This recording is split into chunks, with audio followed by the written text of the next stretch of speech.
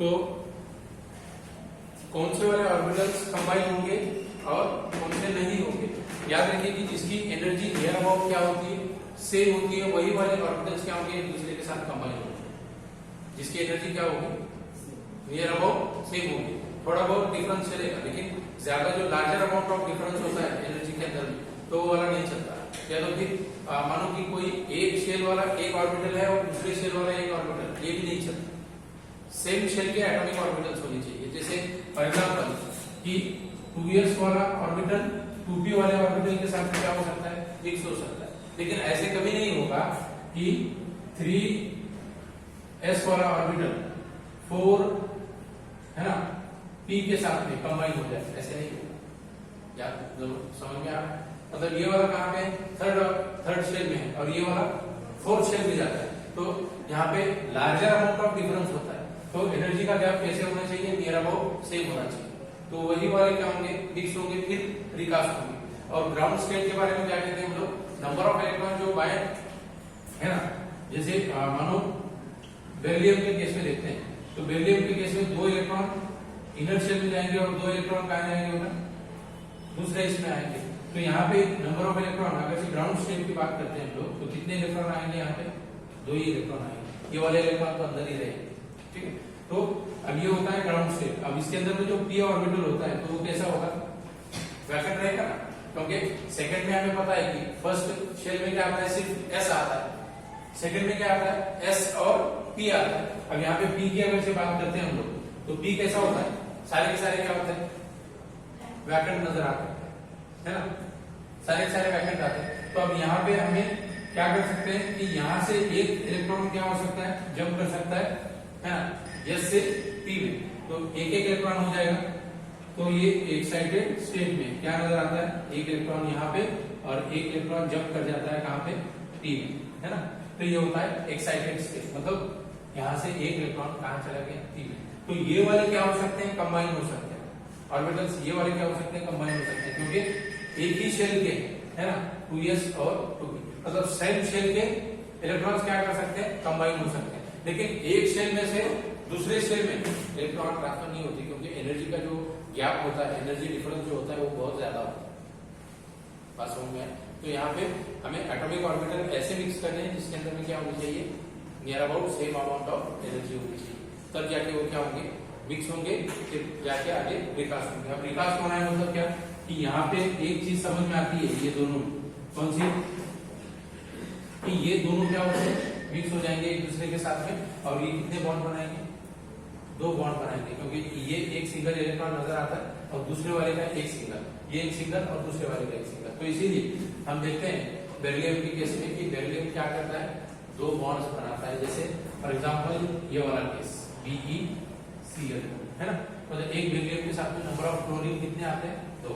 तो इसको ऐसे लिखते हैं हम लोग, है ना, single bond Be, single bond क्या होता है ना, Be सिंगल बॉन्ड Cl आगे बात समझ में, ठीक है। तो यहाँ पे क्या होगा कि ये दोनों क्या होंगे, मिक्स होंगे, फिर वो दूसरे के साथ में क्या करते हैं, बॉन्ड फॉर्म करते हैं। तो सेम एटम के, है ना, ऑर्बिटल्स क्या होंगे, एक दूसरे के साथ मिक्स हो जाएंगे। सेम एटम कितने हो गए, 2, यहाँ वाला ये यहाँ चला गया तो ये 2 हो गए। सेम एटम के कितने नंबर ऑफ अनपेयर्ड इलेक्ट्रॉन हो गए, सेम एटम के 2।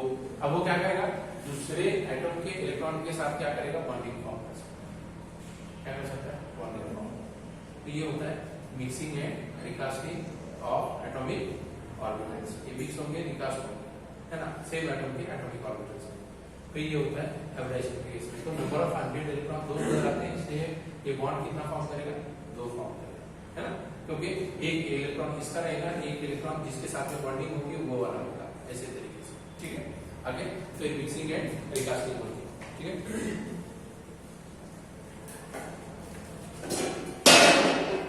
आगे बेटा चलो, अभी characteristic features of hybrid orbitals देखते हैं। Characteristic features of hybrid orbitals, तो हेडिंग लगाएंगे कैरेक्टरिस्टिक फीचर्स ऑफ एटॉमिक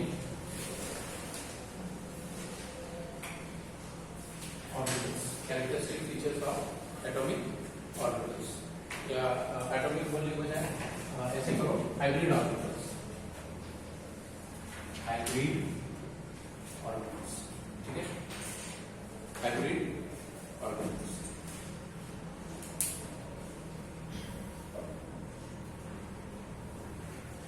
अब याद रखना है कि फर्स्ट कैरेक्टरिस्टिक क्या कहता है कि जितने नंबर ऑफ,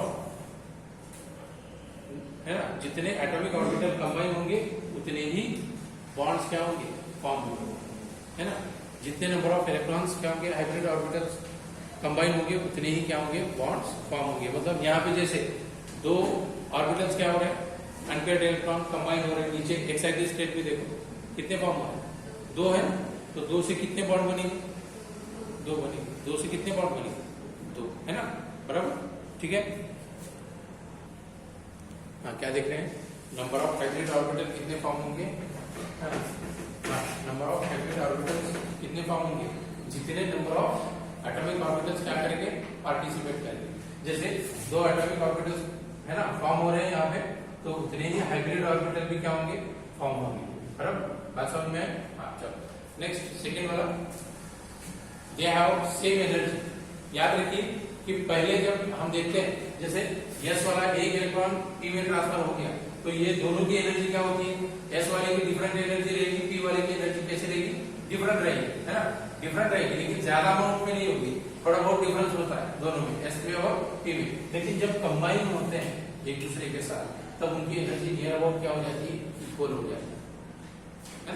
तब सेकेंड पॉइंट लिखो बेटा, हाँ, दे have same energy and shape, कि दोनों का एनर्जी और शेप क्या हो जाएगा, सेम हो जाएगा। They have same energy and shape, they have same energy and shape, same energy and shape, है ना। नेक्स्ट लिखो, hybrid orbitals are, hybrid orbitals are hybrid orbitals are oriented in space, oriented in space, O-R-I-E-N-T-E-D, oriented in space, oriented in space, in such a way that, in such a way that, in such a way that there is a minimum, there is a, क्या होना चाहिए, there is a minimum repulsion, कम से कम repulsion होना चाहिए, इस तरीके से वो क्या होंगे, स्पेस में एक दूसरे से अटैच हो जाएंगे। There is a minimum repulsion, and therefore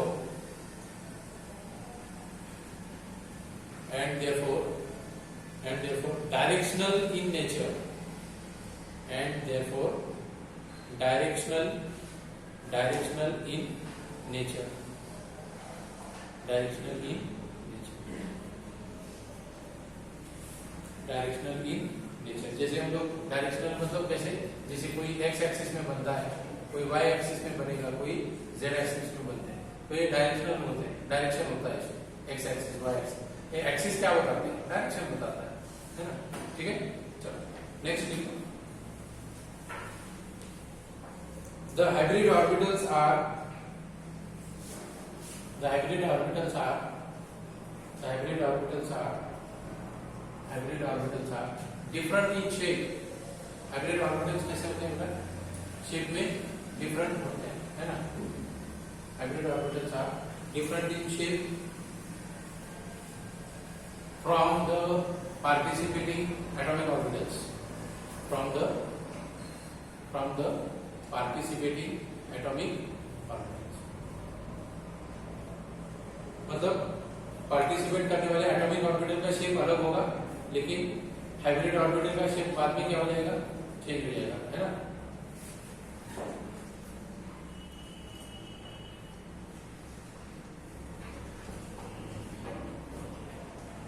next लिखो, each atomic orbital can hold, each hybrid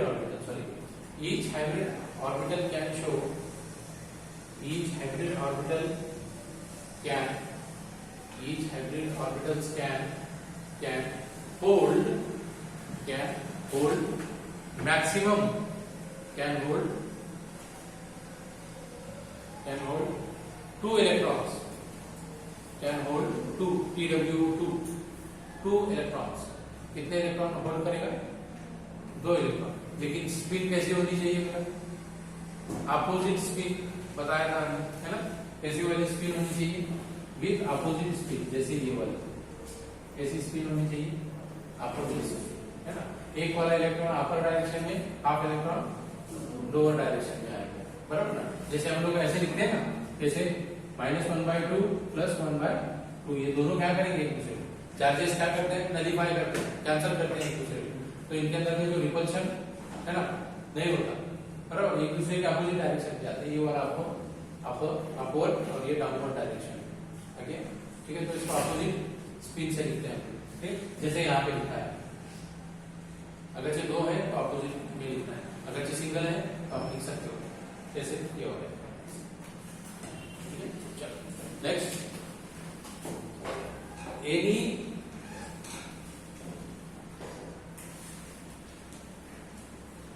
Any orbital which is found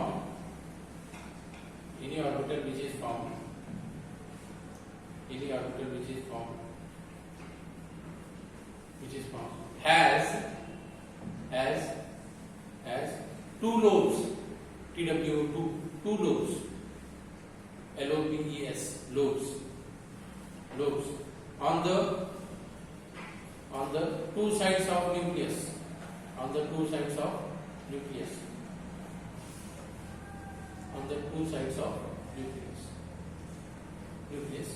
So start. One lobe is large,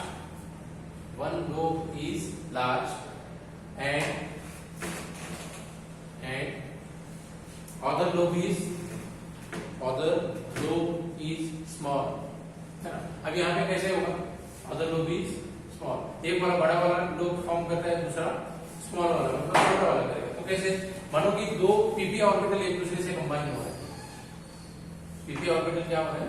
एक दूसरे से कंबाइन हो रहा है, या फिर एक s एक p से कंबाइन हो रहा है. तो ऐसे कुछ केस बनती है.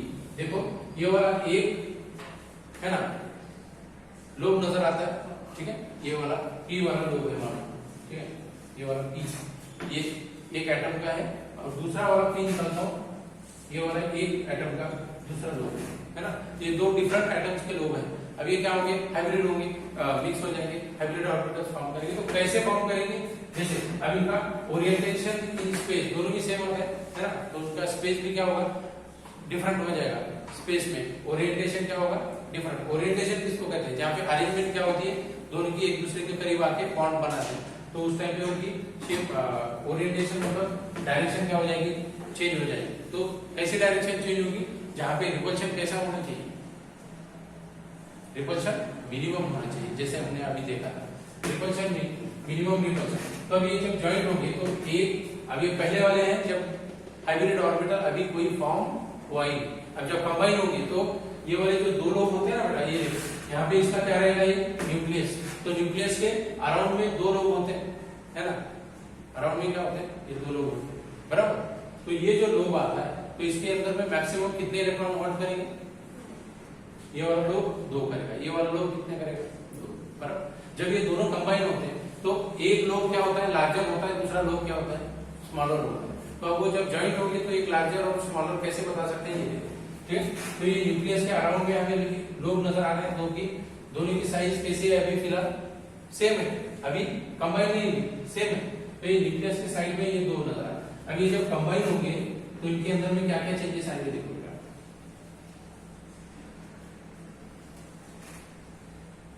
ये कंबाइन हो रहा है. यहाँ वाला न्यूक्लियस है, ये वाला एक न्यूक्लियस नजर आता है, और ये कंबाइन हो गया यहाँ, बराबर. न्यूक्लियस के अराउंड में एक लोब कैसा हो गया? कंबाइन होने के बाद लार्जर बन गया, बड़ा वाला बन गया. और दूसरा लोब कैसा हो गया? श्रिंक हो गया, छोटा बन गया. ये वाला भी ऐसे ये छोटा बन जाता है. एक वाला क्या होता है? दूसरा बढ़ता है और ये छोटा बढ़ता है. बात समझ में आ गई? जहाँ पे बॉन्डिंग जिस साइड से होगी तो बड़ा वाला लोब बताएंगे हम लोग, और दूसरा कैसा रहेगा? छोटा. आ गया? एक लार्जर बन गया और एक स्मॉलर बन गया. आ गया समझ? ये कंबाइन होने के बाद है ना. तो पहले तो क्या होते हैं? सेम ही होते हैं. On either side of nucleus कैसे होते हैं सेम, लेकिन कंबाइन होंगे तो एक लार्जर बनेगा और एक स्मॉलर बनेगा ऐसे। बात समझ में? ठीक है, कौन सा वाला बॉन्ड बना बेटा है ना? ठीक है, सिग्मा बॉन्ड बनता है कि नहीं बनता?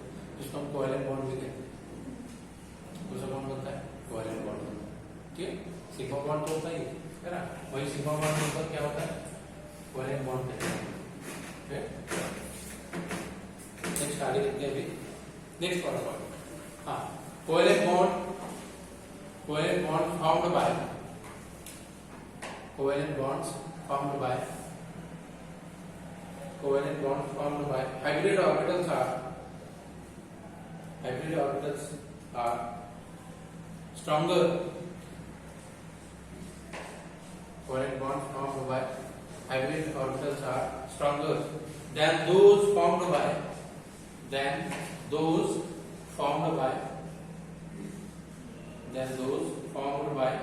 pure orbitals.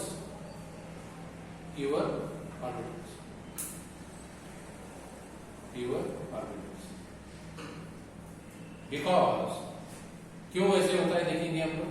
कोवेलेंट बॉन्ड जो हाइब्रिड ऑर्बिटल से फॉर्म होते हैं, याद रखिए, कोवेलेंट बॉन्ड जो हाइब्रिड ऑर्बिटल से फॉर्म होते हैं तो वो वाले कोवेलेंट बॉन्ड क्या होते हैं? स्ट्रॉन्गर होते हैं देन प्योर एटॉमिक ऑर्बिटल से जो कंबाइन होके बनते हैं तो उससे स्ट्रॉन्गर कौन होते हैं? हाइब्रिड ऑर्बिटल से जो बॉन्ड बनेंगे तो कैसे होंगे? स्ट्रॉन्गर बनेंगे। क्यों बनेंगे? तो वो रीजन लिखो, बिकॉज आगे लिखो, because hybrid orbital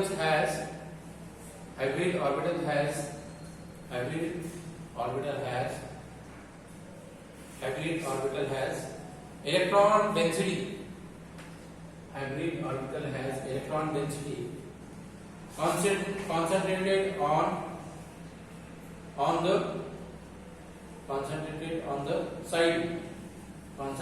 on the side with larger orbital. Concentrated on the side with larger ऐसे करो, ऑर्बिटल बोलने के बजाय लोब करो, है ना? larger lobe and the other is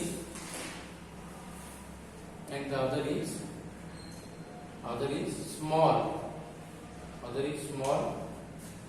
which allows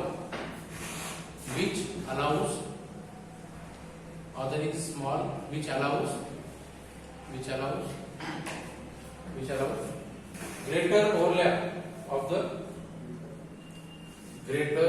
OVERLAP, greater overlap of orbital.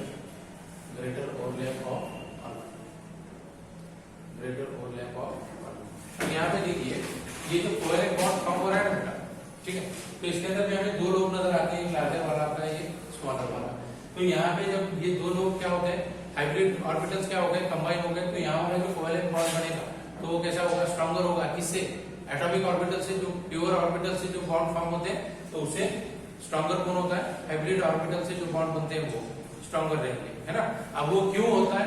क्योंकि उसका रीजन ये होता है कि जब भी हाइब्रिड ऑर्बिटल के अंदर में हम लोग देखते हैं तो जो बॉन्डिंग लोब्स होते हैं, है ना, जो बड़े वाले लोब्स ओवरलैप होते हैं, तो वो ओवरलैप होने के बाद में इलेक्ट्रॉन की डेंसिटी कहाँ पे बढ़ती है? यहाँ पे। मतलब ज्यादा नंबर ऑफ इलेक्ट्रॉन या मोर नंबर ऑफ इलेक्ट्रॉन यहाँ पे मिलते हैं। कहाँ पे? जहाँ पे बॉन्डिंग नजर आ रही है, यहाँ पे इलेक्ट्रॉन क्या होते हैं? कॉन्सेंट्रेट हो जाते हैं। यहाँ पे कॉन्सेंट्रेशन क्या होता है? इलेक्ट्रॉन का बढ़ जाता है ना, मतलब ज्यादा इलेक्ट्रॉन यहाँ पे रहते हैं सभी, है ना? और ये इसका लोब क्यों बढ़ता है? क्योंकि ये वाला जो लोब होता है ना, इधर से क्या करता है? उसको सपोर्ट करता है, पुश करता है इलेक्ट्रॉन को कि बाबा तुम इधर से बॉन्ड क्या कर लो? बना लो, मैं सपोर्ट करता हूँ इस साइड से। तो ये वाला साइज क्या होता है? श्रिंक हो जाता है, छोटा बन जाता है, और ये वाला क्या होता है? बढ़ जाता है ना? तो इसीलिए जब भी हाइब्रिड ऑर्बिटल से जो बॉन्ड फॉर्म होते हैं क्या होते हैं? स्ट्रॉन्गर होते हैं देन प्योर एटॉमिक ऑर्बिटल से ये वाले स्ट्रॉन्गर होंगे। क्यों होंगे? क्योंकि यहाँ पे इलेक्ट्रॉन की डेंसिटी एक तो बढ़ जाती है, तो बढ़ने की वजह से ये वाला लोब क्या करता है? इधर से ये वाला लोब उसको सपोर्ट करता है, पुश करता है कि तुम बॉन्ड बनाओ, मैं इधर से आपको सपोर्ट करूँ। बात समझ में आ रही है? ये वाला केस होता है यहाँ पे, ठीक है? तो ये होते हैं characteristic features of hybrid orbitals. बात समझ में आए? ओके, तो चलते हैं अभी types of hybridization and geometry of molecules. Next point देखते हैं। types of hybridization and geometry of molecules.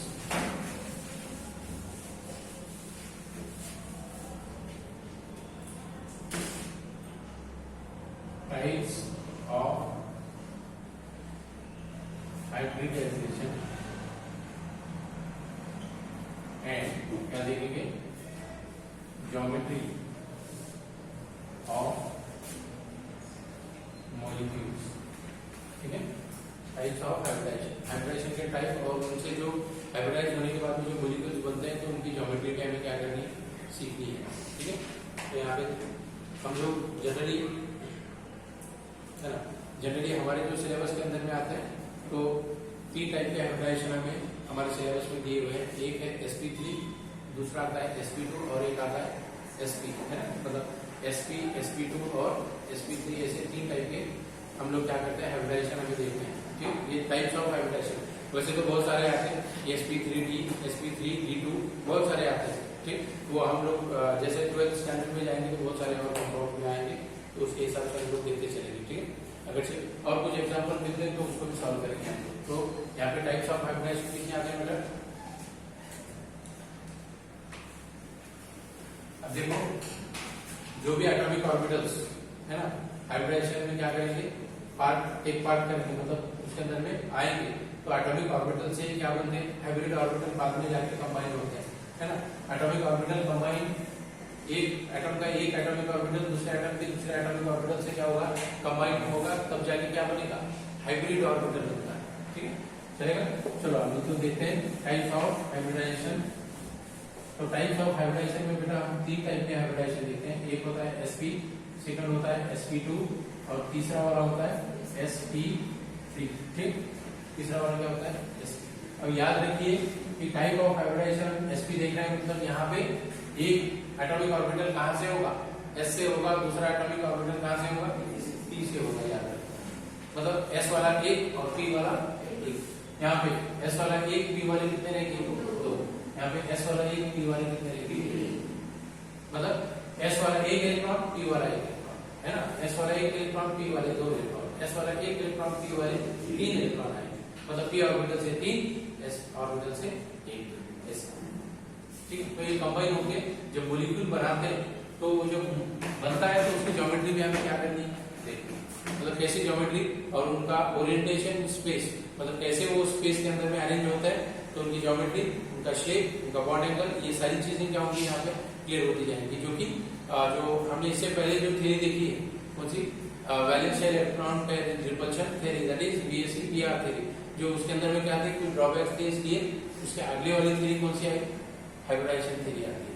ठीक है ना, पहले तो देखिए ऑक्टेट, फिर उसके बाद VSE किया, फिर उसके बाद हम लोग क्या देख रहे हैं, हाइब्रिडाइजेशन देख रहे हैं। ठीक है, तो यहाँ पे 1 बाय 1 हम एक एक केस की हम क्या करते चलेंगे, बात करते चलेंगे। देखिए, तो यहाँ पे हम लोग यहाँ पे एक केस की बात करेंगे, पहले तो sp3, उसके बाद में हम लोग sp और फिर sp2 sp के केस में चलेंगे। ठीक, तो sp3 अगर से बॉन्डिंग की अगर से बात करना है तो इसके अंदर में क्या रहेगा, चलो ठीक है हम लोग रुकते हैं, है ना, नेक्स्ट लेक्चर में आगे।